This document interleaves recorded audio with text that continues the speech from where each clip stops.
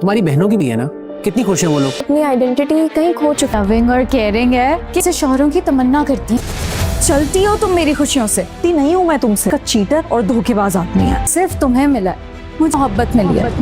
Viewers, खुश नसीब episode 34 के टीजर में तलहा ईमान से ये कहता है कि तुम मेरे से शादी कर लो, तुम्हारी बाकी बहनें भी शादी के बाद बहुत खुश हैं, तो तुम क्यों नहीं फिर ये कर सकती। जबकि ईमान कहती है कि वो सब खुश नहीं है, बल्कि किसी न किसी मजबूरी के तहत उन लोगों ने शादी की है। तो दूसरी तरफ माहीन नरमीन से मिलने उसके घर आती है और उसे गले लगकर मिलती है और ये बताती है कि निहाल उसे बहुत ज़्यादा खुश रखता है और उसका बहुत ज़्यादा ख्याल भी करता है।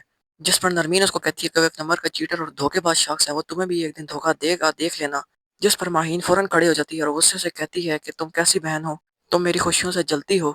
मेरे से वो बहुत ज़्यादा मोहब्बत करता है और मुझे खुश रखता है, जबकि उसने धोखा सिर्फ तुम्हें दिया था बल्कि मुझे नहीं।